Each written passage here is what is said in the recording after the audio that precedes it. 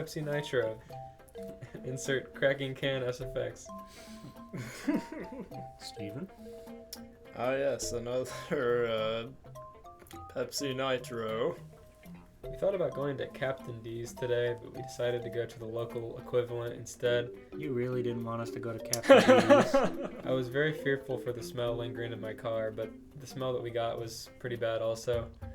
Like, we went to a gas station afterwards and got back in the car, and my car had been sauna'd with, like, the warmth and smell of fried food. You said, oh, and then Steven said, woo, let's go. Boy, it smelled like my grandma's fucking kitchen in there. It was good. That's not how my car should smell. I got in there, I was fucking hotboxing, I was hyperventilating over Elias's shoulder and shit. I need to get air fresheners. Captain D's brand air fresheners. Yeah, but no matter what we get, you always throw a fit about the stink. I don't have a moonroof in my car anymore, so it's going to stay there forever. Oh well. Okay. Happy Easter from Crossing the Line, a fan fiction podcast where we read, review, and critique fan fiction for your listening pleasure. I'm George G. Poole, Elias Viva Vlogs, Hello. Stephen Bluebreed. Here comes Peter Cottontail. I'm pretty sure he's got a tail. You just had a peep. What is your peep review? I like peeps, they're pretty good. Thank Pretty you. good. Yeah, peeps are not vegan friendly, so watch out, vegans. I'll make my own with aquafaba and xanthan gum soon. There we go. That'd make a cool TikTok. Making my Hi, own guys. peep. I'm making my own peeps today. With like the fucking text-to-speech. Hi Making my guys, own I am peeps. making my own peeps today. You gotta use the cute girl voice or it won't get views. The boy voice is badass. Like, you see the old men using the boy voice to talk about badass shit? Like what? Explain a TikTok to me. I went to the gas station and instead of paying Toilet man, you are such a toilet man. instead of paying for my vodka, I stuck 3 bottles in my pants. And as you can see, he's I'll just stick this in my pants. $5 is too expensive. We've been watching gas station robbery videos. A friend of mine turned me onto this channel called Gas Station Encounters. If you guys are ever bored or want some good background fodder, it's a nice thing to put on. To get you in the Easter spirit. Yeah, exactly. Easter. Who's got a cool Easter memory? I don't. Have you ever seen those Easter gumballs? They're like a tray of eggs, but the eggs are little pieces of gum. Yes. Yeah. When I was a child, I got like 4 of those in my Easter basket. I thought they were. I didn't know they were gum. I thought you were supposed to eat them. So I ate 4 of those, like 4 packs, and I felt horrible. Oh, damn. But That's a good Easter memory. I remember finding out years later that it was gum, and I was like, oh, that explains it. Years later. My gut was irreparably damaged, as it has been many times since. Oh, fuck. I'm uncovering the puzzle of that slowly over the years. Steven, I'm sure with your crazy family, you got one hell of an Easter story. I got 2. One is like... 2? Yeah, one is very autistic. So when I was a kid... Okay. There's no other way I can describe it, just... when I was a kid, I really liked Larry Boy from VeggieTales. And a friend of mine who lived next door, he had a toy of Larry Boy that it's a plush. You can flip inside out and it's Larry. Then you flip it inside out and it's Larry Boy. And I really wanted one of those. And at the age I think I was like 6 or 7. I was a little kid. I thought that Easter was another holiday where you got gifts, where you could just ask for whatever you wanted. That's fair. So I asked my parents to get me that Larry Boy toy. But keep in mind, like, this is 2003, 2002. Like, that toy is long gone, not on the shelves anymore. So my ass is in my room setting up scenarios, trying to like hype up my other toys that a fucking superhero's coming to town on Easter.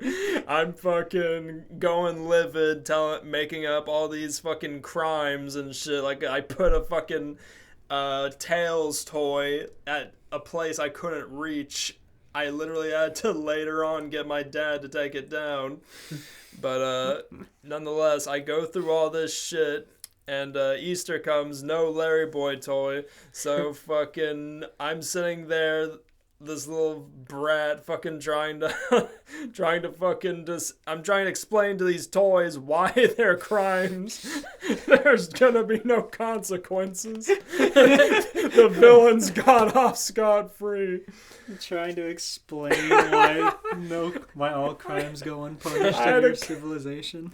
I made a kid out of fucking clay and put him in a fucking slime jar as like a drowning punishment. I was like, if you can just hold your breath another week, Larry Boy's coming. What a dark day.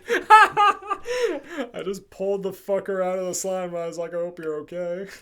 Have you ever seen that 4chan post where the guy hangs stuffed animals in his closet and pretends to like have a hanging or like execution of them, and then like his family finds out and gets like consent to a mental ward over it? That was Steven.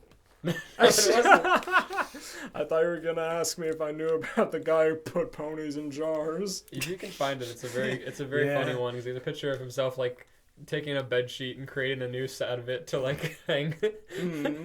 He likes to read them their final rites before he does it. Oh my god! Very funny. That's great. That's evil. That man's a legend. That man's a criminal. Thankfully, they always come back, just like Jesus Christ. Hell yeah.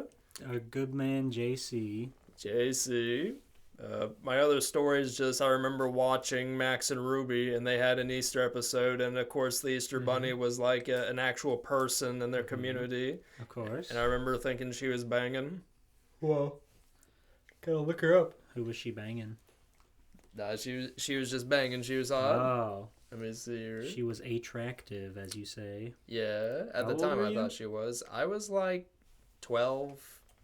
Okay. Yeah, I was like 12 in my room watching fucking Nick Jr. Okay. Hold on. 12 and Nick Jr.? Yeah, I like. You're supposed to have grown out of that. Nah, TV I is liked TV. it. Yeah. Don't you know you're supposed to submit to the foundations? You're supposed to be you're 1 year away from teen Nick, mister. And then you have to watch Nick at night. You have to watch the nanny on repeat. Sometimes George Lopez if you're up too late. George Lopez if you're up too late. God, what was that one show? Martin, Fresh Like Prince. Glenn Martin DDS. Are we Glenn there Martin yet? DDS. Ah, no! What a horrid show. Yuck. Oh, I gotta go. If you wrote a Glenn Martin DDS Easter fanfic, I wouldn't swear be to your friend God. anymore. I'm gonna throw. I would a never write fucking those tantrum. characters any content. Okay, never Any mind. content is too much content. My attraction did not age well. She's got a pussy. She's not wearing pants. She exists. That's yeah. why you like her. She's got a pussy. I don't know what it was. I think it was like her expressions, because like the show does do decent expressions for how limited it is. That show fucking died when they let Max talk. Exactly. Later seasons, he can do full sentences, and I that. didn't know that. Yeah. He's a fucking loser. I hate Max from Max and Ruby. He's this Okay, little shit okay. starter every single time. Man, Please, I we have to read our stories. love Okay, the Reddit Steve. episode. The Reddit episode? I was gonna continue a joke, but it's alright. Okay, Anyway. how about you continue by reading a fan fiction that I wrote for myself, because it's the holiday season and we write our own fanfics. I don't know why I'm so aggressive today. Yeah, it's true. On holidays, we write our own fan fictions and give them to each other to read. Maybe it's because we ate all that fried food. And My all that emotions- Nitro Pepsi. And Nitro Pepsi. My emotions are all over the place. Nitro fueled. So, Steven, here's my delightful story that you can read with your eyes and ears and mouth. Hell yeah, hand me that basket. There you go. Ooh. I'm not putting in any grass foley. What's in here? Ew. That's What? yucky. What story did the Easter Bunny fucking write for me? Put it right and then bundle into an egg. That's a rancid thought. This fucker's writing all sorts of fan fiction and just leaving it with whoever. Yeah, he put an Alcatel 3V into an Easter egg. Put Put a Bitfly link on a piece of paper and Easter. A QR code. Yeah, a little egg. Scan this and he has your phone. Easter eggs are so cool. You guys ever dye Easter eggs? It's pretty fun. Yeah, I love it. Yes. Okay. It's been a long time. True. What do you do with them after you dye them? Throw them away. Yeah. No, they're like hard boiled, so you can eat them. Yeah. Oh. I remember I made a Spider-Man egg one year. Ooh. Whoa. I was like 6. I think the extent of my egg dyeing was just like dipping it in a colored liquid, but Oh yeah, it was very cool as a child. yeah, no, cause it's a cool thing to do. Like the vinegar sure smells funny. But Yeah. you just stick it in there, and then sometime if you're talented, you can like put one side in one, flip it over, and put the other side in another color. It's pretty cool. Mm-hmm. Dye some Easter eggs this year, everybody. Show us your Easter eggs with hashtag crossing Easter. Hashtag Easter the line. Please. The Easter the line hashtag is dying. Easter the line. East of the line. I love him. I love making blank the line content. Same. Okay, for real. Alright. The story begins. I wrote this one. I'm very funny. Hell yeah, let's go. The breeze was particularly nice on this spring Saturday. Not too hot, not too cool. A large man stood outside of him's small hut, basking in this glorious day as the wind blows through his long hair and beard. Ah, I couldn't ask for a better day than today to care for the creatures, he said to himself. What's wrong? I know who you've been wanting to write, so I already know who it is. Or wanting to hear from.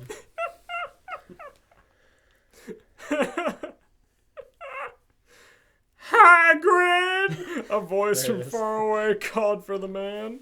The near giant turned around to see 3 young students heading his way, all carrying excited expressions on their faces.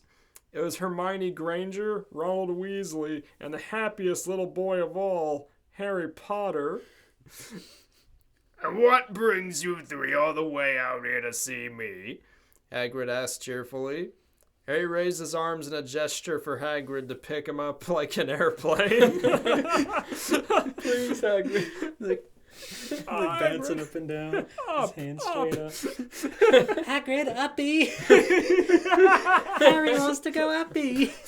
Put me in the fucking air. Hagrid took note of this. Hagrid locked that one away in his mind palace. You gonna put that one in the fountain? We're just so excited, Hagrid, Harry answered. You know what tomorrow is, don't you? It's one of the greatest religious holidays of the year. The cogs in Hagrid's head began to turn as he tried to count how many moons had passed since the new year began. He's counting on his fingers and shit. He doesn't remember the date, but he remembers how many days have passed. I like this, that he has no 1, calendar 2, access. 3. Yeah, they don't believe in fucking electricity. It's true.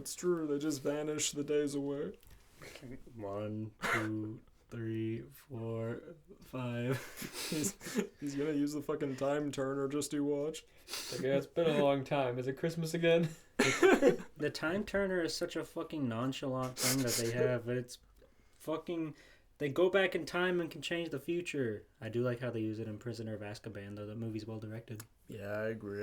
Everything that happened actually happened. It's a good example of time travel. Yeah, it was According awesome. to J.K. Rowling, all those were in one cabinet that got destroyed by a Death Eater or something. And then time travel was erased from the Harry Potter universe after that point. Even the one that Hermione had. Well, I don't know. It got used once, right? Or like, J.K. Rowling doesn't matter. never mind. It's not worth discussing. Hermione uses it as a pocket watch now or something. I don't know. She just can never wind it. She fucks with Hagrid and gives it to him. She's like, press this button, see, it's cool. Guys, Hagrid already has no concept of time. Let's really mess with him. Hagrid, I bet you were ugly as hell as a baby. I'm gonna prove it right now. Here, Hagrid, spin this. Where am I? Okay. It's a game, Hagrid. Somebody tells him the date and he gets really mad. What? By my calculations, it's... That could be. March! See, unfortunately for him, this holiday is kind of bullshit and can come on any Sunday that it sees fit. Like, for real, why can't it seemingly any time between March and April? I'm not looking it up, but I stand by my statement. Anyway, the wires in Hagrid's brain connected, and he had a holiday brain blast. It is bullshit, and I'm not looking up why. It's Christian oriented or something. It is. Don't tell me. That's fine. I won't. I don't want to be invalidated with my anger. Oh, yes. That's right. Tomorrow's Easter, ain't it? Hagrid replied playfully. All the students had big smiles on their faces. Yes, Easter! Ron exclaimed. Is that your own voice? You made Ron so dumb sounding. Yes, Easter! Oh, just as bright as ever, Ron. These are all year one, by the way. Let's They're see. babies. Oh, okay. Baby Harry Potter. It's like baby Looney Tunes. It's like total Dramarama. Let me recount in my head how Ron Weasley sounds. No, you got it. Just come up with another one for Hermione now. I can't wait to see how well the Easter Bunny does at hiding all those yummy Easter eggs around a castle as big as Hogwarts. He must be quite the magical creature to do all that. No, shit. So, Hagrid, have you ever met the Easter Bunny? Hagrid had begun to sweat a little. What are you saying, Ron?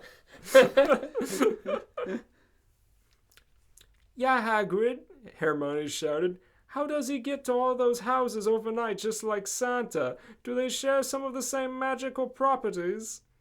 Why would Hagrid know? He cares for magical creatures. Oh, that's why they came to ask Hagrid these forbidden questions. You know I'm a groundskeeper, right? Why don't you just leave me alone? Hagrid stood there for a moment, lost for words. The weight of the world began to press onto his shoulders as he knew it was his responsibility to not only do the Easter Bunny's work, but also keep up the facade around the new students who have yet to have their worlds come crashing down on them.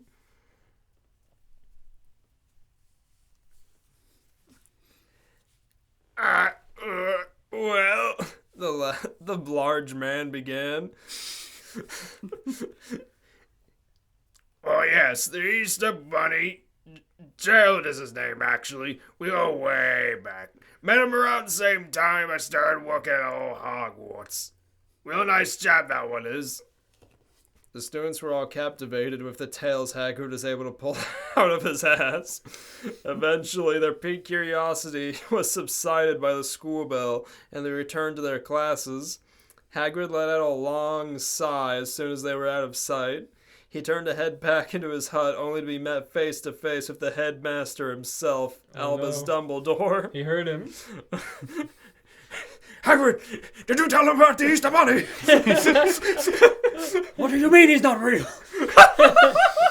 He doesn't know. He's fucking 160 or some shit. What? That was you? Why are you talking shit? Surprised only for a moment, Hagrid regained his composure. Hello, sir, Hagrid said. What brings you all the way out here? Might I come in, Hagrid? Dumbledore asked plainly. Hagrid opened his door and gestured for his boss to come inside. Have you made all the preparations for the holiday? Dumbledore asked. Yeah. I was just going to come see you about that just now, lied Hagrid. It must have been because of all that has been going on. Well, you who must be not named and all. Well, I never got the extra money to go out and purchase everything. Dumbledore needs some more money, Dumbledore. I like how nearly inaudible your Hagrid voice is. I'm sorry. Yes, I didn't get my money. Just like real life. He's talking over his beard. It muffles his speech. Hello, Harry. Download the Hagrid filter for your audio. Hagrid text-to-speech.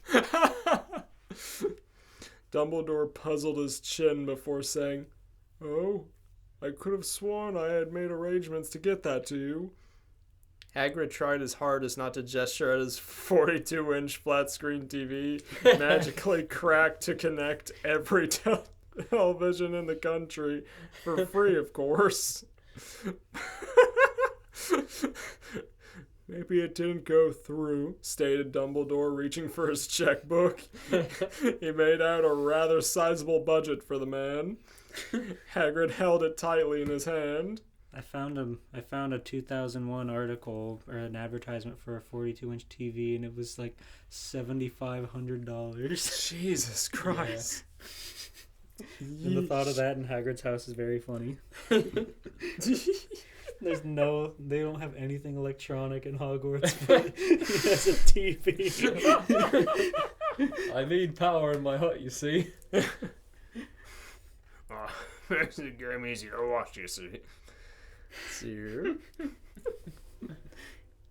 The game? Yeah, Quidditch. Oh, okay. I didn't know they started televising those. Yup.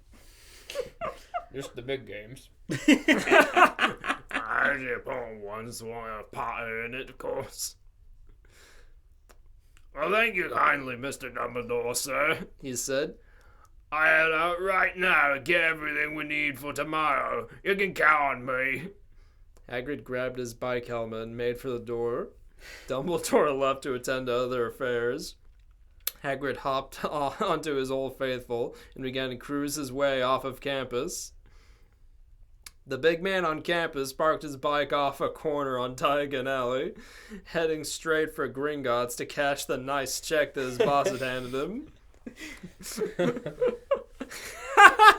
He licked his hands and slicked his hair back to make himself look a tad more presentable to the workers inside. Of all the things, he gets such a terrible outfit all the time.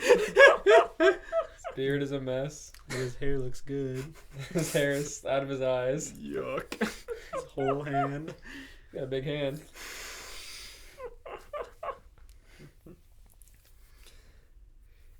Once inside, he took a number and waited for his turn to be called by a teller. Eventually, after failing to make small talk with a cute motherly type, Hagrid's number was up and he made his way to cash his check. The teller looked over the check, then looked over Hagrid, then back at the check, before shrugging and heading to the vault to withdraw the cash. With galleons and sickles now stuffed in his pockets, he was ready to go to do some holiday shopping. Hagrid looked up and down the alley, weighing his options. Finding enough treats and plastic eggs for an entire castle wasn't exactly an easy feat, especially when you're working on a budget. His eyes landed on a new establishment that had recently joined the other shops. Nut tree. Sounds like the place for me. As he stepped inside, he saw that, besides the low prices, the only thing magical about this shop was how the glass doors would slide open when he stepped on the large black mat outside. The fluorescent lighting was buzzing and carried a depressing atmosphere. He was able to ward off these feelings when he saw just what he needed. Aisles brimming with bags of affordable candy and plastic eggs. Perfect. Fake-colored grass and cute paper decorations. Hagrid grabbed 2 shopping carts and began to pile as much as he could fit into them. After what seemed like ages, he finally got through the checkout line, his massive haul only costing him a fraction of what he was given to work with. Nice. Hell yeah. even after adding on 2 Slim Jims and a wild cherry Pepsi to his order. It's the Knut tree. Everything's a Knut.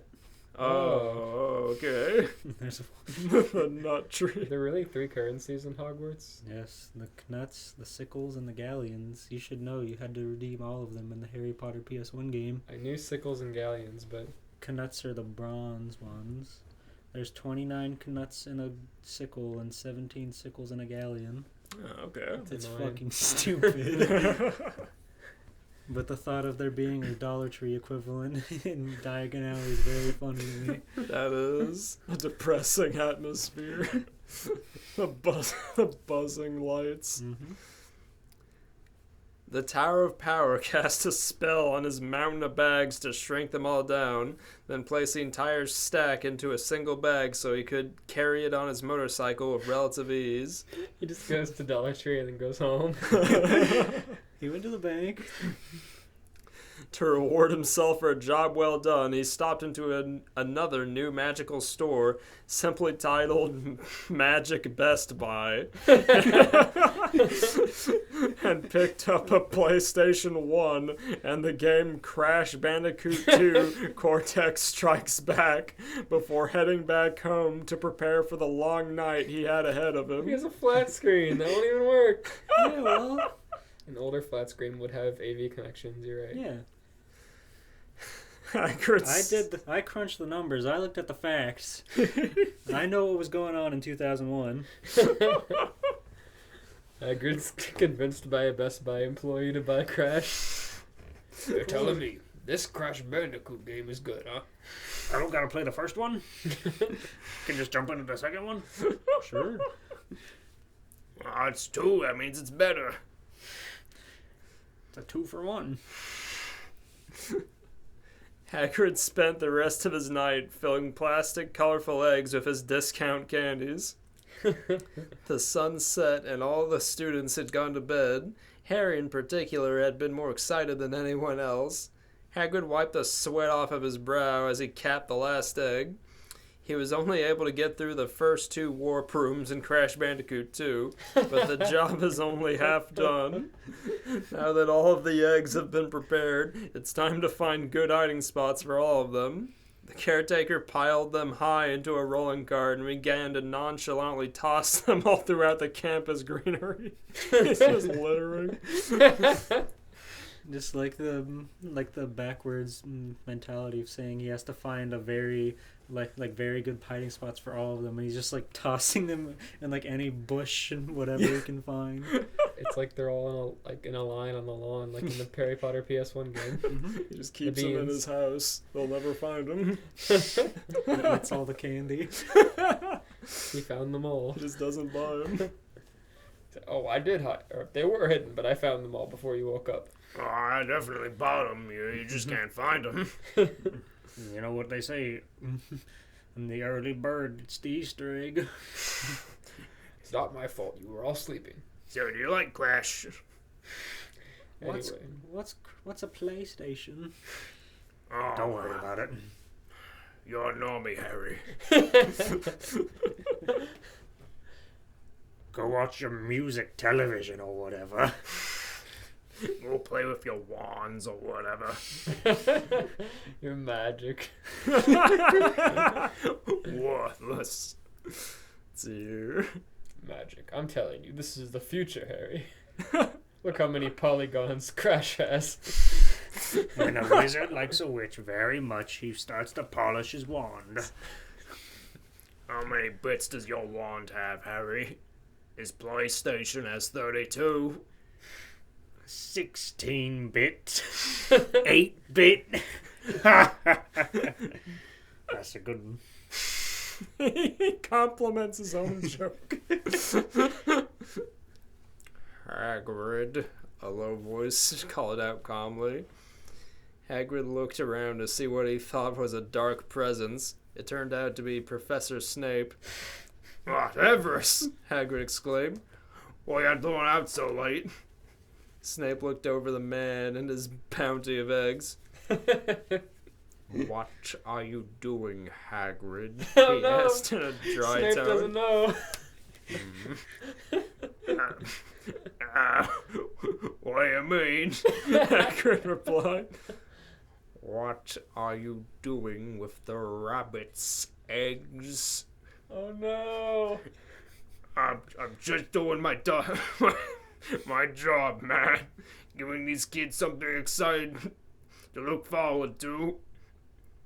Snape seemed unfazed, but the magic of Easter had all been lost to him at that moment. His heart broken, he left without a word. Snape's worst Easter ever. Hagrid looked befuddled but shrugged it off as usual Snape antics. He continued to throw eggs out and about. He even did a lot more platforming than he thought he would, so he could hide a few eggs over near the fire seeds. He's like breaking the game, like fucking hiding the balloon in Mario Odyssey. He's so big. He can jump much higher. Imagine this giant model contorting to the jumping. He picks up the Easter basket and backs up against the door so he can clip through it. I'll have to mod that in. Create the big Hagrid model.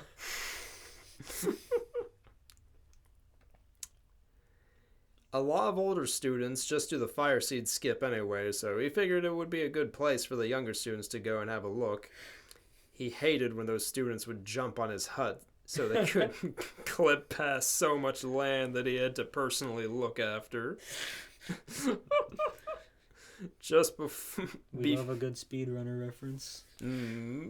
That's great. Fire seed skip. all these older students are like climbing up on Hagrid's hut so they can clip onto the grabbable part of the flora and fauna. Every Fragile hut. Dumbledore, you just don't understand. Every fucking day it is I hear the tippity tap of their foot stomping on top of my house. Then I hear it reverberate as they jitter against the mesh. The mesh, Albus. We're not going to fix the hitbox.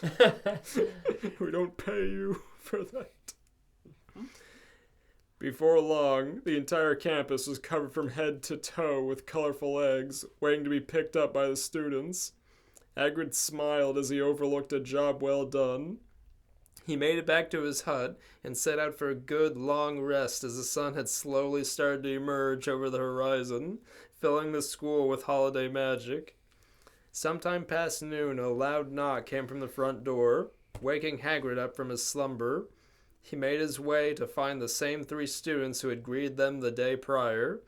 They were all giddy with excitement over the treats that they had collected. He could barely make out a word without them all talking at the same time, but he smiled nonetheless, knowing that he helped maintain a certain type of magic that can't be cast by a wand or a chant. Phew. The magic of the holidays. The end. Yay! Beautiful. He did it. I love that. I feel bad for Snape though. I guess. Slinked out and had his heart broken and left. I guess. It's like a real kid discovering his parents hiding the eggs. What are you doing? Look at the name of the story that's in the recommended for this.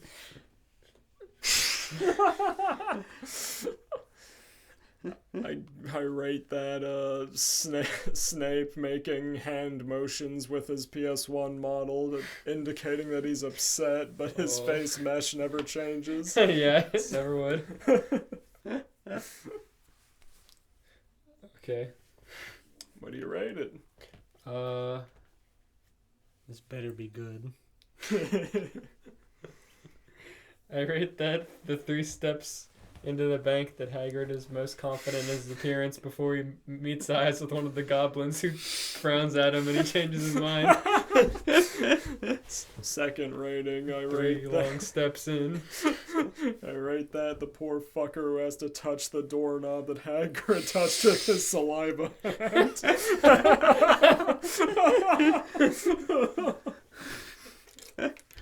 Incredible. Imagine Hagrid carrying his big sack of money proudly into the Dollar Tree, Canuck tree. Proudly. In a big old sack. The Canuck, not the Canuck. The Canuck tree. Canuck tree. The Canadian Euro, aka the Canuck. The Canuckles. Oh my lord. Okay, I've got mine open. Here you go. Hell yeah. Epic! I can't wait for more Easter. Woo! Chapter 1. What happened?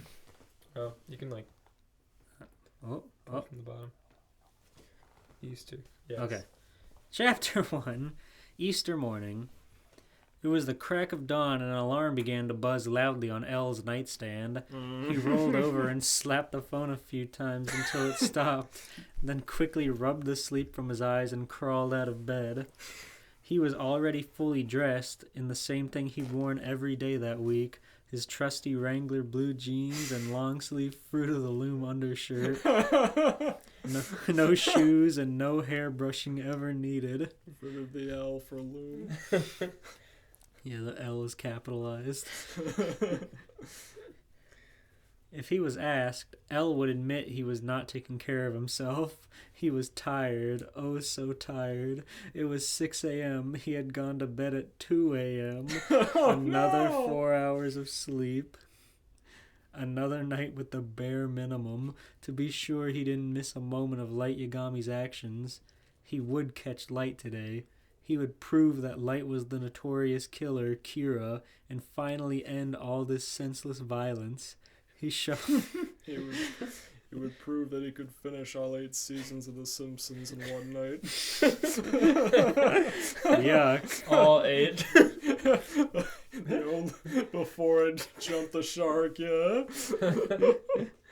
All the 8 that he deemed worth watching. Yeah. As part of his research. The fucking Kira's theme, like. I can take the show and watch it. He shuffled over to Light's room and peered through the doorway. There Light was, sleeping in his nightgown and nightcap, snoring away. And so Elle watched and waited patiently until 11:30 a.m. when Light finally got out of bed. Light insisted that his internal clock necessitated a crisp 14 hours of sleep, and so Elle's minimal sleep may not have been necessary. But nonetheless, Elle would not be caught slipping should the killer show his face. 14 hours of sleep. Lord. As Light's eyes creaked open, he turned us into the doorway. Through the crack of light, he could see the shadow of Elle and his one open eye peering in. Light got up and went to his dresser to prepare that day's outfit. From underneath his underwear, he coyly pulled the death note and folded it up in his jeans.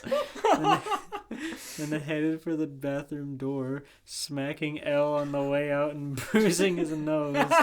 Bang! Elle was instantly curled up, clutching his face in pain. Blood spilling onto his pure white t-shirt as he meekly screamed. 4 hours of sleep. For how long? His cartilage is so weak. Light turned and simply kneeled down to gently place a pair of bunny ears on Elle's head. Elle's face went from anguish to a big bright smile as he got up. Light said, "The Easter bunny hid eggs all over the house while we were sleeping. Why don't you go and find them?" Yeah, detective, go find it. You're the master sleuth, aren't you? You think you're so good, huh? Elle excitedly said, "Really?" Then got onto his feet. He bunny hopped around the living room searching for eggs, while Light went into the bathroom to change. Knees clicking all the while, no fucking liquid in the sockets.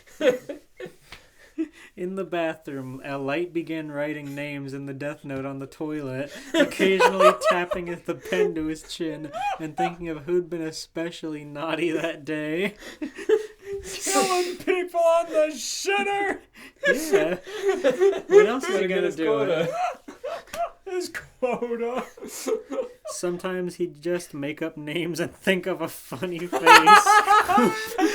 I've never considered that before. Hoping he'd get them right.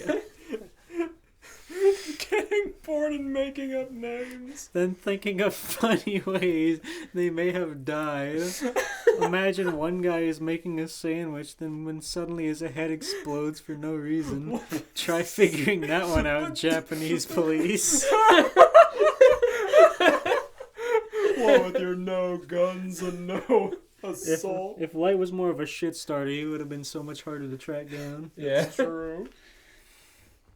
Meanwhile, Elle had collected all the eggs and was ready to open them. Oh. He thought he should wait for Light. Light had been in the bathroom for a long time. It must have been one of those signature Light tummy aches.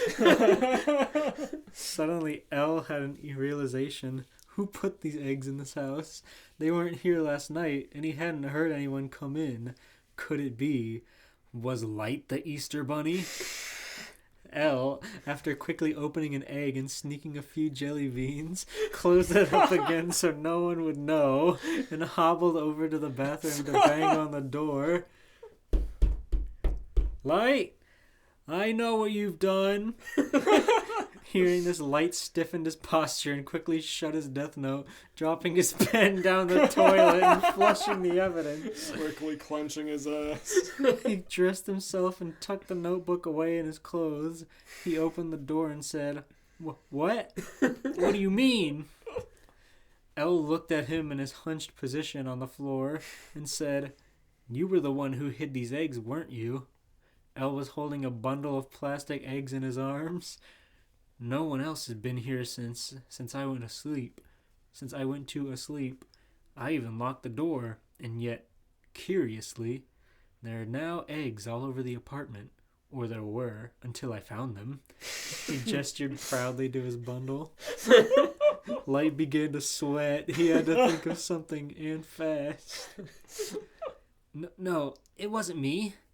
Silence blanketed the room as they stared into each other's eyes. Then Kira's theme began to play over the house Alexa.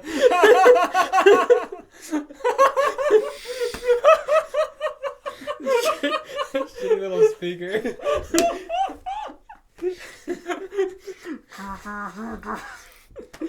Light, do you have an alibi, any alibi, anything at all to defend yourself? I don't believe in God, Elle. Not so fast, Light. Easter is celebrated by Christmas as a joyous holiday because it represents the fulfillment of the prophecies of the Old Testament and the revelation of God's salvific plan for all of mankind. Leviticus. In commemorating the resurrection of Jesus, Easter also celebrates the defeat of death and the hope of salvation. Wouldn't you agree that's a noble cause for a holiday? Inside Light's mind. Shit, he got me. If I don't agree that the defeat of death is noble, then he'll know I sympathize with Kira. But if I admit that Easter is the GOAT most underrated holiday, then he'll know I hid the eggs in our apartment. I'm sorry, I'm just imagining fucking Elle on the floor holding the Alexa as it's playing the damn song. And all his then eggs. he doesn't know a damn thing about religion, but he's preaching this and he's trying to say Leviticus, but he's like, live it anyway. Salvific. Alexa, tell me about Easter. I suppose I can sympathize with the idea, but Light begins to sweat and tear up. I just don't celebrate Christian holidays.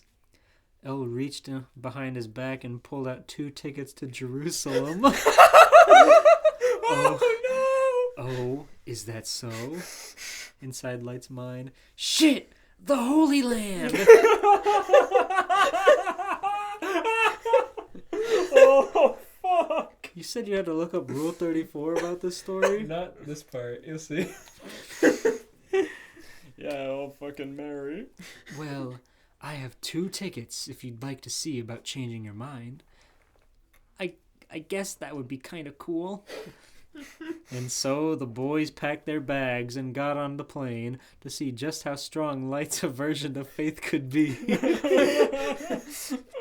6 hours into the 17-hour flight, the flight attendant finally began coming down the aisle to offer the passengers their single free soft drink. Elle was asleep in the crouched position, not wearing his seatbelt. Light had already watched Cars 2 times and was beginning to press play on a third, this time certain he could guess every line before it was spoken, much to the dismay of his seatmates on either side of his row, when the sweet crack of a Diet Coke met his ears. Light had heard all about these free in-flight drinks and was prepared to have his fill. He had stuffed his carry-on with little plastic Solo cups, and he would fill and cap for later. He paused Cars 2 and began to arrange them on his tray table as the attendant came to his row. Light's neighbor asked for water, his other neighbor a tiny packet of pretzels. Light smiled as he was asked, "Would you like anything to eat or drink?" Light gestured to his 4x5 row of 4-inch tall Solo cups and raised one eyebrow toward the woman, who just repeated the question. Light interrupted her to reply, Yes, I'd like enough Diet Coke to fill all of my cups, please." The waitress was not going to attempt to pour the can leaning over on a moving plane, so she just handed Light the can and moved on to the next row.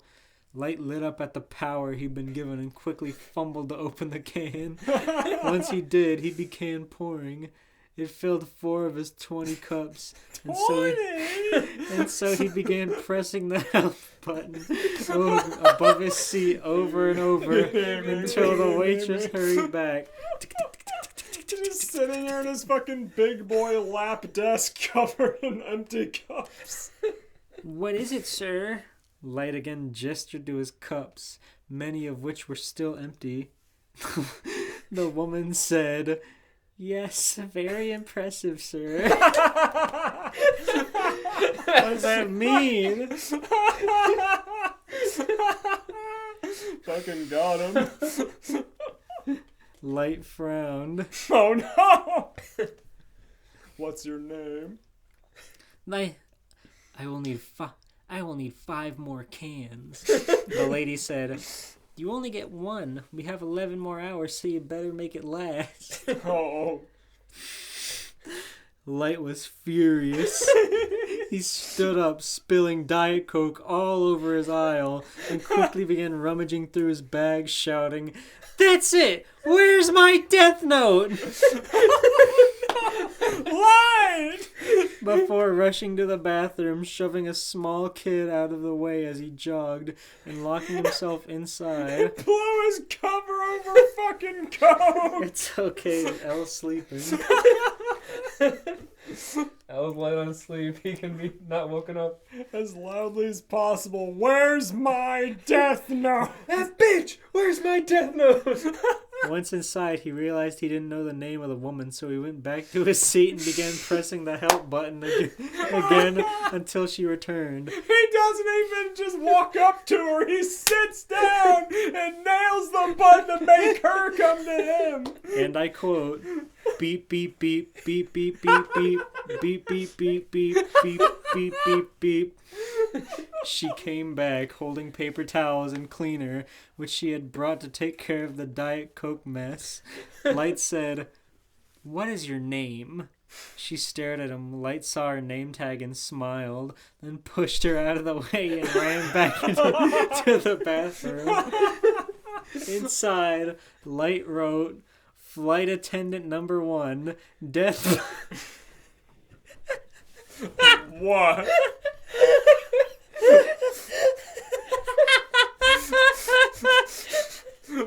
What? What could it possibly be? Flight attendant number 1, death by not getting enough free Diet Coke.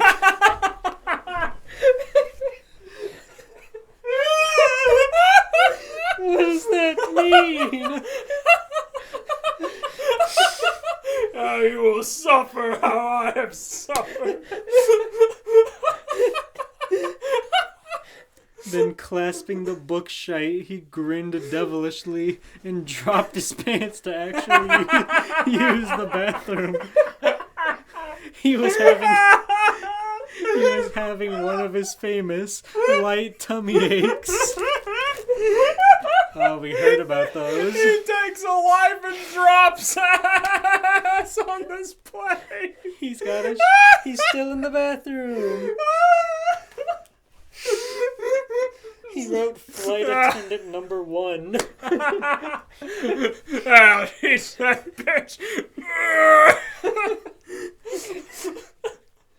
They're both suffering equally. They're both having a hard time. It's been a bad day for everyone.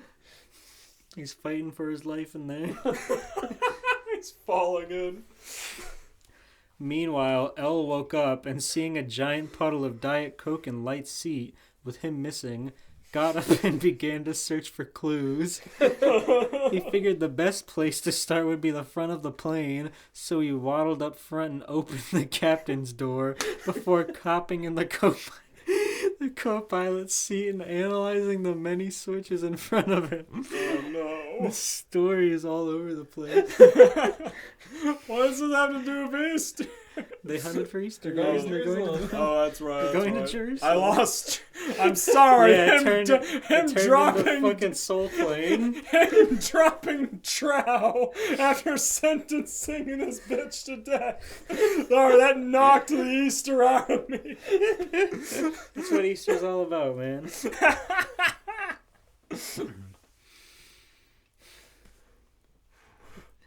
The pilot smiled and pinned a Junior Wings badge on Elle's stained white t-shirt.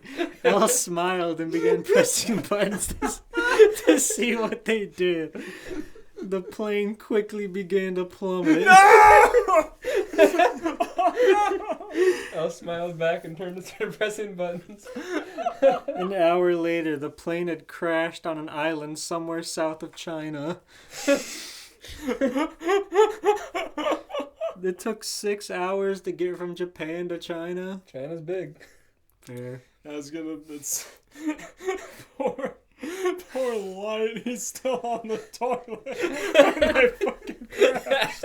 Yeah, he's sitting on the toilet as they take a 0G dive.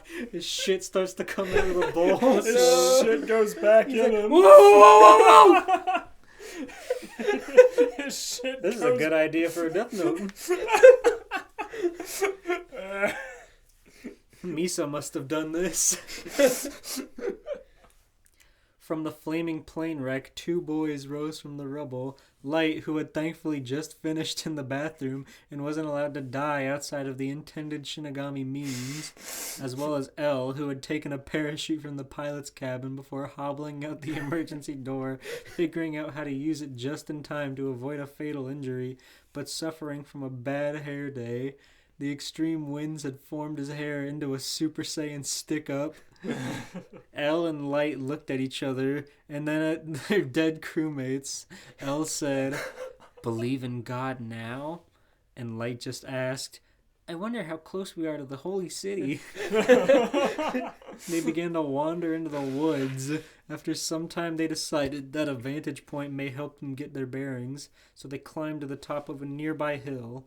As they reached the top, they encountered a large group of people surrounded by cameras who were reading loudly from sheets of paper on a raised stage.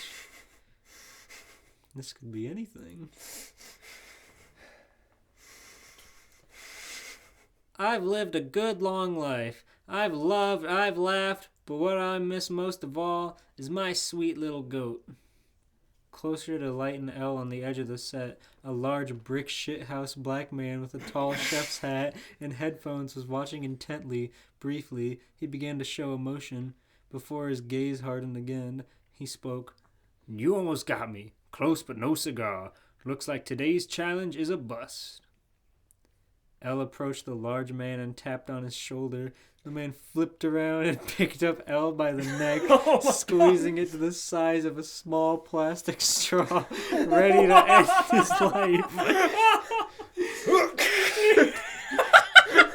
He grabbed him frame one. On reflex, holy shit.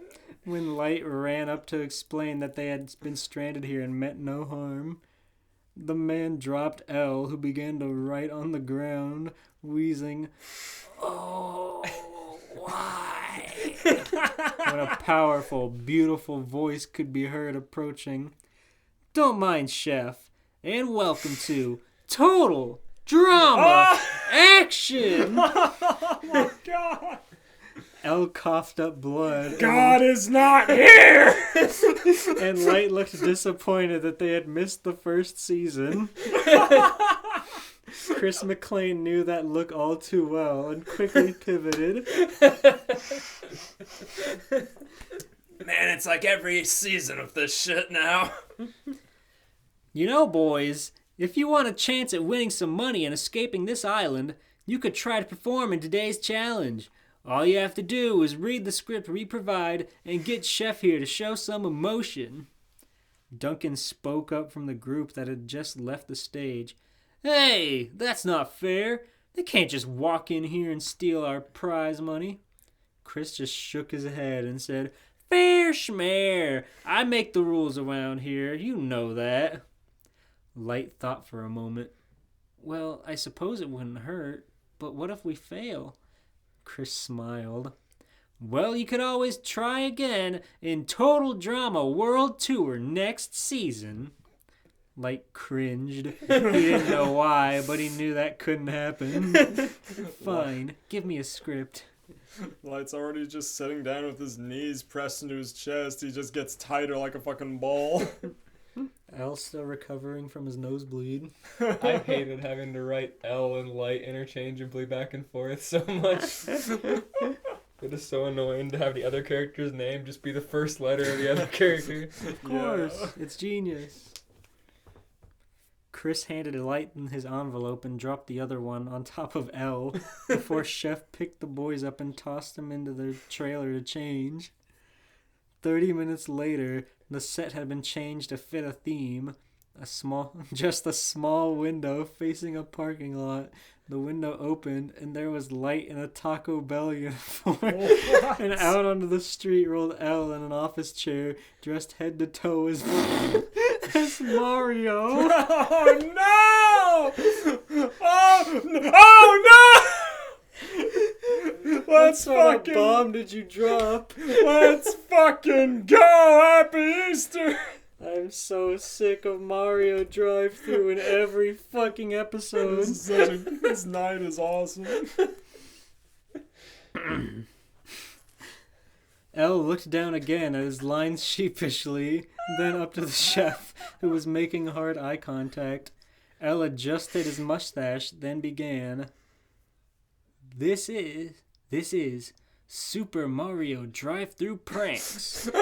Rolling past the entrance sign in his chair, he said, "Oh, now I have to wait in a huge rush line."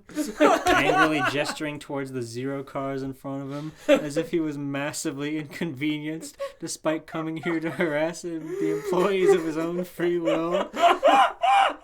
For a solid minute, Elle made several exaggerated poses implying that he had been waiting forever before pulling slightly forward.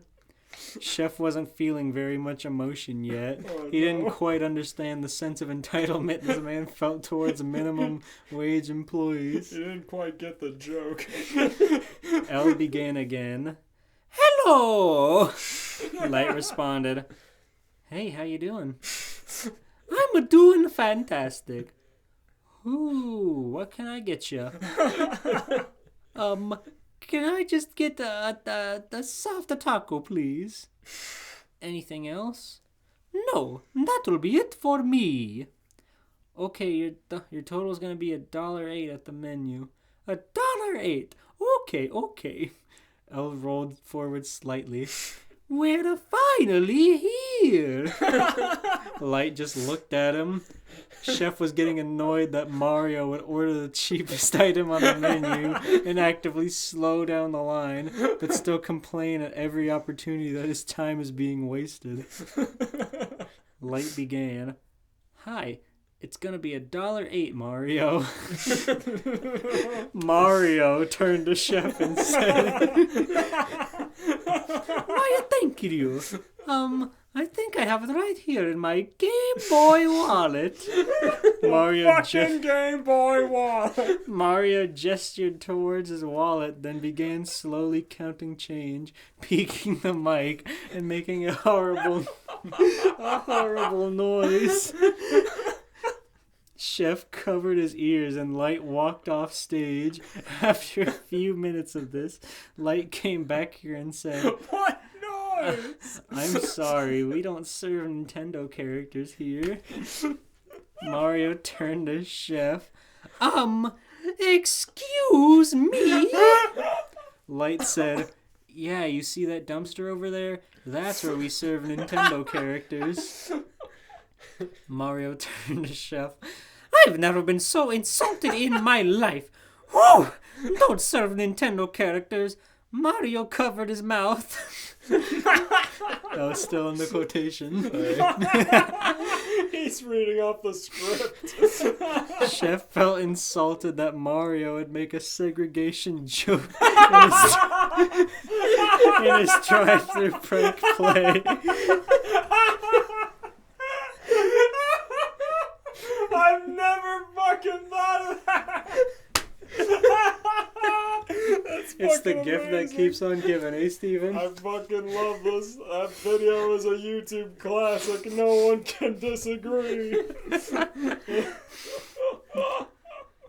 But was determined not to show emotion and let the play continue. Light came back a few times, but continues to act too busy to take Mario's dollar. As Mario tries to pay, Chef wonders why Mario spent so much time digging for change earlier if he just had $1 for his damned single soft taco. Elle looks at the audience. Can you believe the way I'm being treated here? I cannot believe the way I'm being treated here. This is the most insulted I've ever been in my whole life. Oh, that's... Sorry. This is the most Sorry. I thought that was Light for some reason. I got the confusion. I told you. It's horrible. Can you believe the way I'm being treated here? I cannot believe the way I'm being treated here. This is the most insulted I've ever been in my whole life. Light said, that'll be $1.08, Mario. Elle said, yeah, here's your money.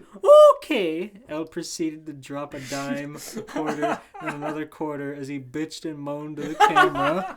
Taco Bell Light mocked him each time as Mario began to sob. My coin collection. Do you know how many levels that took? Etc. Etc. Chef really didn't like his Mario character. At this point, he must have held up the line for 10 minutes for a single taco order. Chef hated people like him, but at least the interaction was almost over. Chef is just being so honest. I really don't like your Mario, man. He can't show emotion. He's trying to hold it in so bad.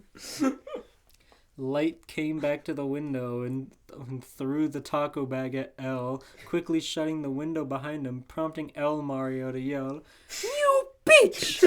and scream, "Whoa! Whoa!"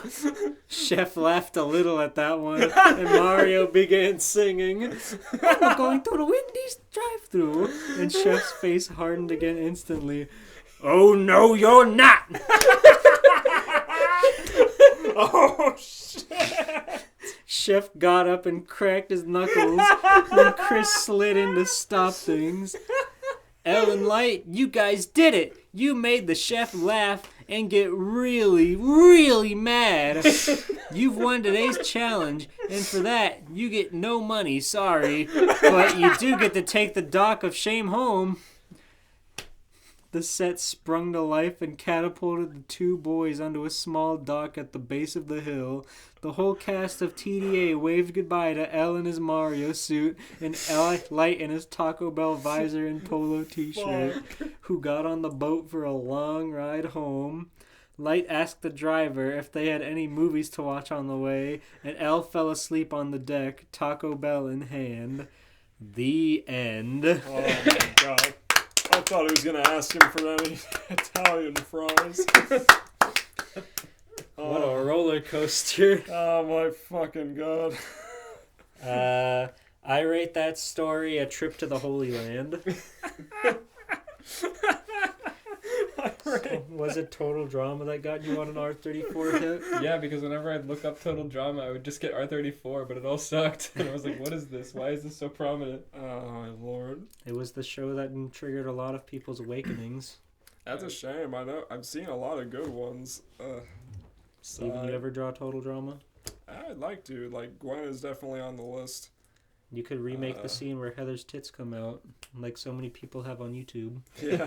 And then to get away with it. Yeah. Because the Total Drama art style is so low quality, YouTube can't recognize them as tits. I also saw that all Total Drama is free on YouTube.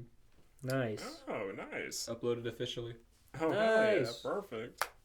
I rate that Chef doing the real life equivalent of Xing out of a tab. Chef had my same reaction. I watched like a couple and then the Taco Bell and was especially annoyed, and then he said, "No to Wendy's," and I was like, no. It's because he knows his fucking sister works at Taco Bell. Yeah.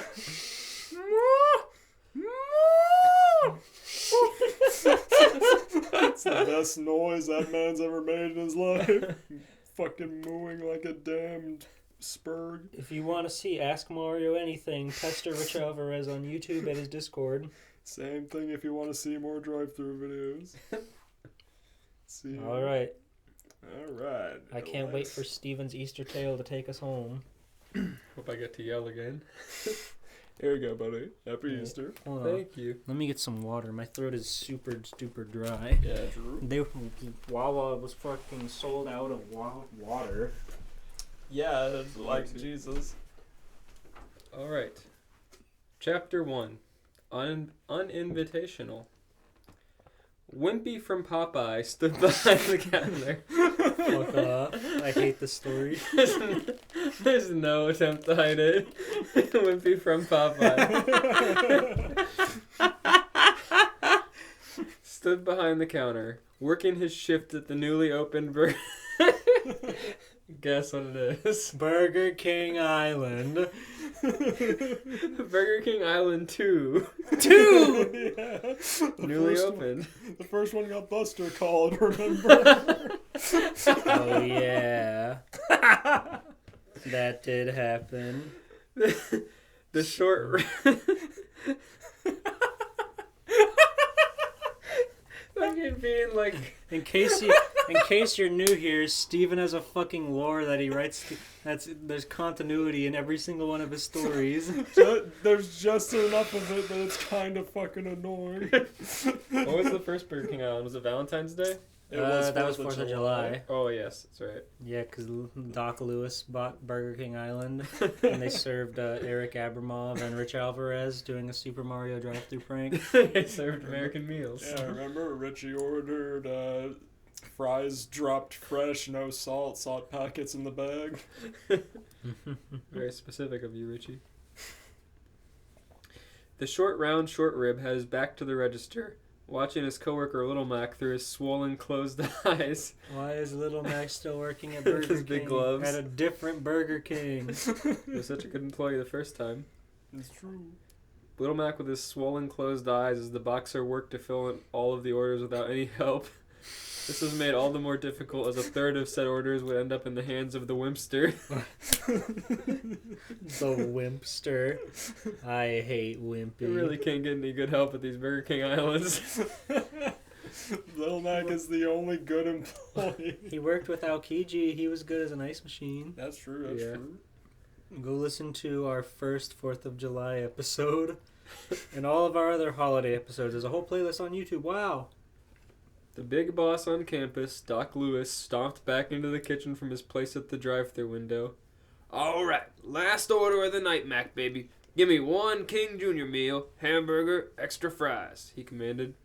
Doc then turned his attention to the dapper grapefruit wasting his restaurant's oxygen. "God damn it, Wimpy. Stop standing around like a big old apple off a fucking tree and hand Mac a toy from the drawer." Wimpy waved him off lazily. sucking the mustard off of his hand sausage as Doc walked back to his station.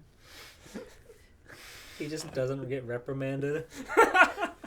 Haha, why? I'm not doing that shit. Shrugged the fucker, adjusting his bowler hat as he turned 1 degree and grabbed some scissors off the cashier's desk. Turned 1 degree. Yeah. 1 like 360th of a motion. Yeah. He walked over and dropped the office equipment into the dainty fast food box before a familiar scent hit his nose. It's his toy. Yeah. Pair of scissors. Yeah. Wimpy smiled and stuffed his hand into the box, retrieving his well-deserved bounty. Ah, all of this hard work is enough to leave a fellow weak in the knees. Perhaps one of the king's many burgers will replenish my exhausted stores. Wimp unwrapped the burger and tucked in, chewing with his mouth open and sputtering food bits all over the prep table as he refused to breathe through his nose. Little Mac just grimaced as he tried his best to clean other parts of the kitchen until the dapper dipshit was done with his 58th burger that hour. The Vanguard lard was thankfully swift in his assault, licking the grease off his palms and spitting out the vegetables he swept between his teeth as to avoid unnecessary nutrition. Alas, though, Wimpy's burger lust was not yet satisfied. Wimpy is the worst fucking character. I hate Wimpy. Are there any cartoons that feature Wimpy? Yeah, he's from Popeye. He's a recurring character. Okay. Yeah, Wimpy from Popeye. I just have only seen him in the strips. Mm. Yeah. I'd gladly pay you for a hamburger on Tuesday if I could have one today. Like, fuck off, dude. As Little Mac was closing down the food containers, Wimpy immediately reopened them and began trying to assemble a burger with whatever random shit he pulled out. Fuck off. I'm still hungry. He had just about completed the McPickle and pepper packet sandwich when Doc Lewis returned again from the drive-thru, hanging up his BK cap for the day before taking notice of the kitchen's corruption. The McPickle and pepper packet sandwich. Why would he hire this vagabond? Wimpy! Stop gooking my product, you damn Texas Tunyon! I swear, if the world government wasn't after my ass and I could actually hang a for hire sign, your ass would be out of here. That's why. He has to resort to him. But he's not helping the business at all. He might be able to take orders. Or put them out. Clearly not. He's just standing He said, I'm not doing that shit. He's just standing there watching Little Mac work and eating fucking orders. I want to see Wimpy interact with the customer. Mac is trying to close down food station and he's reopening it because he wants another fucking... I'm gonna be there all night. It's an Ouroboros. The snake that eats its own Burger King.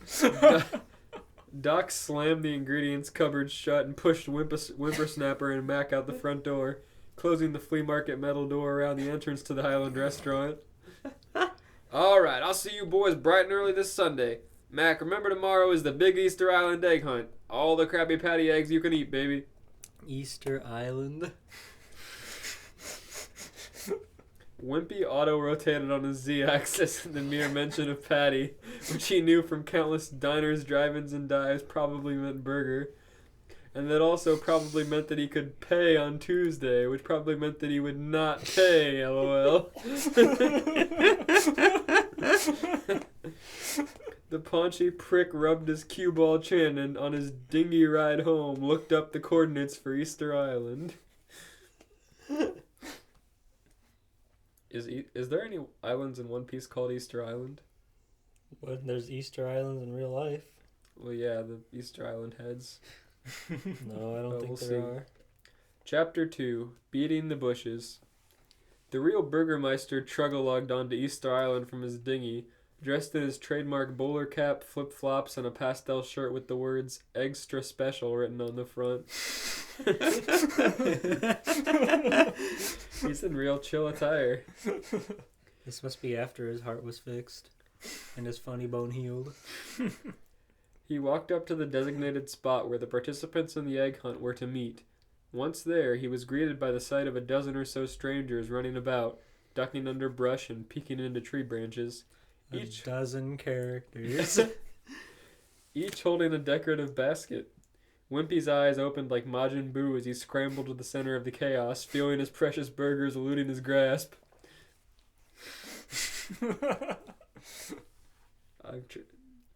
Was this Wimpy? Yeah, that was I Wimpy, say, the real Burgermeister. what on earth is the meaning of this deplorable debauchery? I thought it was the actual Burgermeister Burger. No. Okay, I thought we had more characters in the mix. I was asking if this next line was by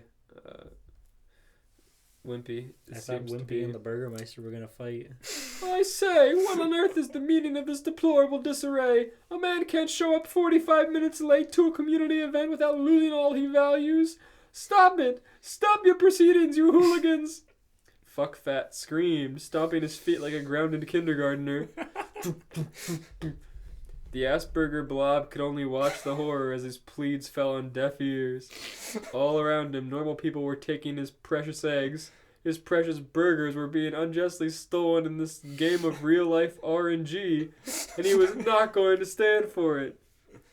He was just stealing burgers yesterday. He showed up 45 minutes late to the fucking egg hunt. In his flops and novelty t-shirt. Just then... Extra special. Just then, Wimpy was knocked to the ground like a cow in the night. The assailant also fell to the ground, having ran into him by mistake. The rather fit-looking black gentleman darted back up to his feet and turned to look at what he had ran into. Yo, what the fuck? You okay in the head, you sorry-ass blob of a motherfucker? Fucking standing around like a fucking Paul Blart scarecrow and shit? Fucking corny-ass looking 30s era ass? Watch where you're loitering, you damn mayonnaise monkey. Holy shit. Who is this? Just from my own tone, I assume it's Dame Drops. Let's see. Oh, true. Wimpy was indeed from a different era, which showed... No, he said he was fit. Oh. Sorry, Dame Drops. Wimpy was indeed from a different era, which showed through more than ever before in his response to being body-checked on Easter Sunday. Yo, shut you delinquent mouth, you nettlesome nibbler. You gonna give me a grass stain on my fine... Oh, that's Wimpy. You shut your delinquent mouth, you nettlesome nibbler. You've gone and given me a grass stain on my I did think finest that Easter Wimpy gob. was going to just mock his accent.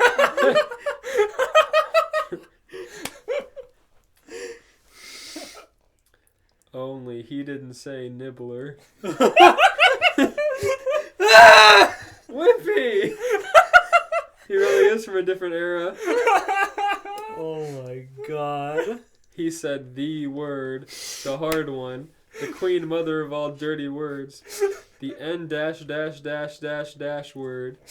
The stranger gave Wimpy a sideways deer in the headlights look. ... What did you say? Wimpledon stood there, never having been confrontational on a day in his life. He shook with terror as the man stood up completely at around 6'4" in height. You can get in. He's just funny. Cat's trying to perpetrate the fanfic area. Yeah. Just reaching his arm in. That's awesome. Don't help him, Steven. Okay. Yeah, that's what I thought you said, you damn king diddy ass nibbler fucking jealous as hell of my peanut butter complexion and all the swag of the eggs I've got. I'm probably in the top 8 of this damn hunt, you late ass nibbler. Now that he said peanut butter complexion, I know exactly who it is. Wimpy knees shook at the stranger trash talked him. The man giving him legitimately threatening body language, or at least that's what Wimpy would want you to believe. I do apologize, dear sir. I will gladly pay you Tuesday for an N-word passed today. Stumbled the chaotic evil cretin. The man gave a look of disbelief. Bruh, do you think you could just buy a guy's soul like that, huh? What, you got like 9,000 subs for me in your back pocket or some shit? Wimpy Kid didn't know what he meant, but shrugged. Why, yes, my dear sir, and I give you my word as a funny cartoon man that I can have them all to you by Tuesday, as I said. Surprisingly, the stranger gave a look of genuine intrigue. Shit, for real? Hell, alright, bro. Alright, we'll forget it this time, but don't you ever come up here with that small dick energy again, or I'm gonna be coming back with that ass bang, you dig? The portly pity party breathed a sigh of relief, having yet again landed on one of his classic techniques, lying. Did you figure out who it was? Yeah, I mean, he said like top 8 or some shit. Okay, just checking. It's, oh yeah, it's about to say. Anyhow, how do you do, sir? My name is J. Wellington Wimpy, and you are? The man stood up straight, crossing his arms. They know me as Low. He made fists with his hands, bringing them to his forehead as he looked down majestically. Oh, that's in quotes, majestically, quote unquote. Tear. The man threw his arms back into an arm flexing pose, looking at the sky. God! Okay, responded Wimpy bluntly to whatever the hell that was. Okay. Okay. Just then a loud whistle could be heard nearby. The sound came from a purple rabbit woman dressed in black spats, a torn blue crop-top bodega uniform, and appeared to have her hair up in a small ponytail. She moodily waved over to whoever noticed the alarm. The thought of LTG going Easter egg hunting is very funny. He's taking it very seriously, I'm sure. Holding a really cute buck like Easter basket. I was racking my head. Okay, it's gotta be an egg hunt, but like, who would take this way too seriously? Good one. I'm glad all that matters to Easter is Easter eggs for us. Mm-hmm. They went to Jerusalem, or they tried to. They tried to. Eggs and drive-thrus. Hagrid played Crash Bandicoot. True. All right, Squirts, the egg hunt's over. Make your way over to the pavilion and we'll do the final count. Whoever has collected the most will get a free Red Robin gift card. God, I love Red Robin. Hell yeah. Not Not since the creation of Steak and Shake 7x7 had Wimpy's heart raced like it did upon hearing about a gift card. Low tier God smirked and clicked his tongue. Shit, looks like Red Robin's gonna be fucking with real BBC energy tonight, bruh. I've been tackling these fake ass Peter Cottontails and throwing them out like them ass bands left and right. I got all those dumb Nibbler's eggs. Wimpy looked from LTG to the basket he had knocked from his hand earlier, then back again. The depraved deadbeat smear framed the streamer's basket into his arms and proceeded to haul ass to the sound of Hanna-Barbera's soundbite. LTG's face lit with the fire of 7 hells as usual at the sight of the beached whale menacing his money ticket. He bounded after Wimpy, and while the big man managed to maintain some distance for a little bit, it wasn't long before Low Tier God was at arm's length with a burger bedlam. Oh my god. The ruthless racist wound his arm back for a punch. Wait, which one is that? LTG. Yeah. It could have gone either way. I think Wimpy's on the defense right now. Ain't no way. I'm losing to you. He shrieked, peeking IRL audio. LTG threw his punch, catching Wimpy in his hat in an attempt to sock him square in the top of the head. He reeled back and screamed, his fist crunched in like a squeezed Kit Kat bar. The foolish rager had never suspected that Wimpy would wear a hat made of Wapole metal, the strongest material on the planet. Fucked up we introduced you to that concept. Low Tier God stood his ground, however, and continued to dart after a cartoon character holding his disabled gamer hand. Give it up, LTG. Your hand is done. You can't eat burgers like that. You cannot play games with one hand. Wimpy was surprisingly rotund despite how I may have described him, so unfortunately this event only allowed him to take so much ground in their foot race to the egg count. He wheezed and coughed, his shirt now stained with both grass and dark wet pools from beneath his arms. The Hamburglar of Thimble Theater could hear the enraged beast begin to close in on him again. And Wimpy knew he couldn't keep this up for much longer. Wimpy's running form took on that of a stone guy listening to a headbanger, feeling his lungs burn.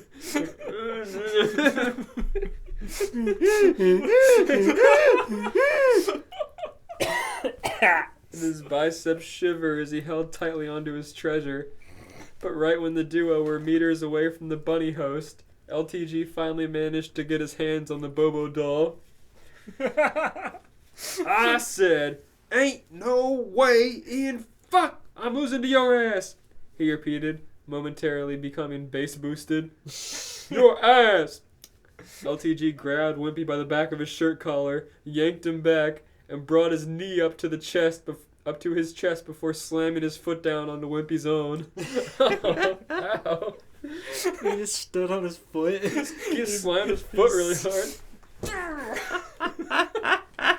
The balloon tune fucking shrieked in pain like a little too loudly, in all honesty. They were really making a scene here, man. Children's egg hunt.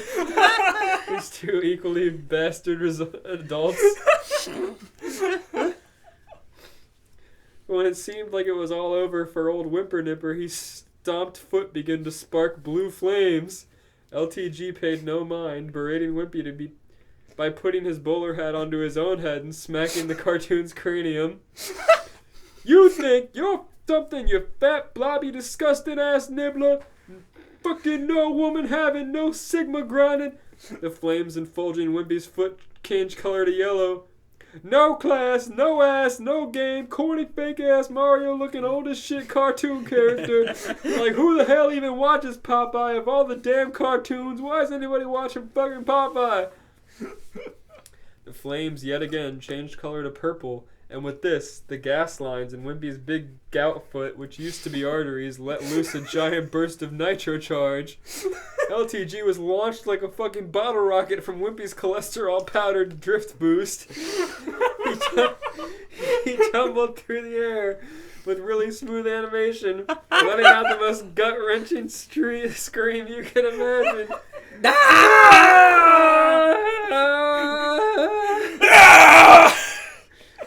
Low tier God. When Shocker falls out of the building. Low tier God landed over a mile away from the surrounding ocean, never to be seen again for right now. Because Wimpy Crash Bandicoot drifted his foot with cholesterol. His gout exploded after years of build-up. Wimpy gave a triumphant smile. The pain in his foot he had been dealing with since age 13 gone at last. And also he could cash in his eggs, I guess. As he turned towards the pavilion, however, he noticed his basket was now gone. "Way to go, Mac. You egg finding champ now, baby. I think I hear a red robin a-calling." Wimpy looked up from his empty hands in time to see Little Mac handing off the ill-gotten basket off to the rabbit host. Doc Lewis was right beside him, giving him a heavy pat in the back while placing a pair of rabbit ears on his head. The thieving threat clenched his fists angrily before releasing and breathing a sigh of calm. He walked up to Mac, giving a hearty chuckle and a strong handshake. Congratulations. You did well, my dear boxing brother. I'd be honored if you could join me at my abode for a Red Robin dinner to celebrate. You bring the Red Robin." The end.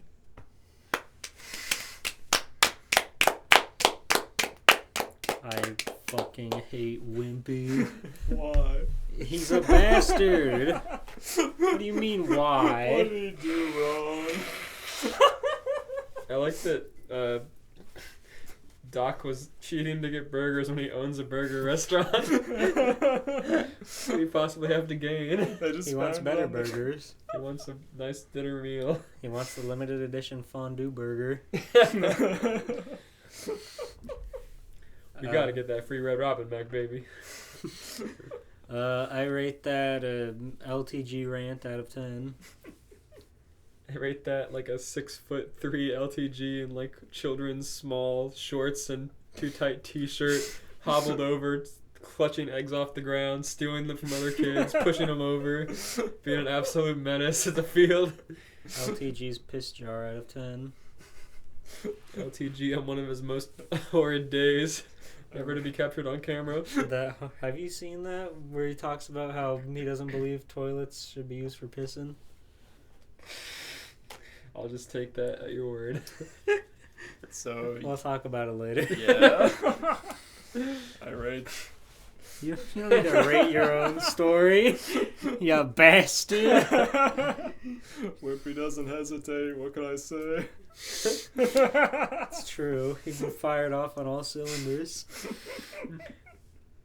Wow, what an exciting Easter special. I can't wait to not do it again. Do you have any... I mean, we all did the same thing. What, Easter egg hunt. what else is Easter about? The big JC. That's boring. Does anyone have any thoughts on their stories now that we've all read them? Like, writing process thoughts or anything? I wish I had a funnier ending instead of a lighthearted one, but it's all worth it for the nut tree and Hagrid's Yeah, the wizard nut tree is very funny. That is great. and magic Best Buy. Mm.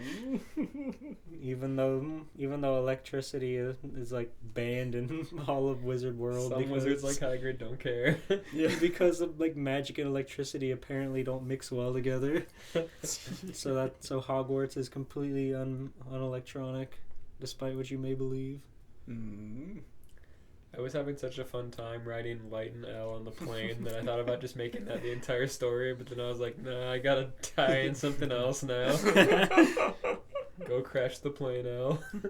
I just thought of the idea of Hagrid having to put eggs around the entire Hogwarts campus to be very funny. Mm. It's so big.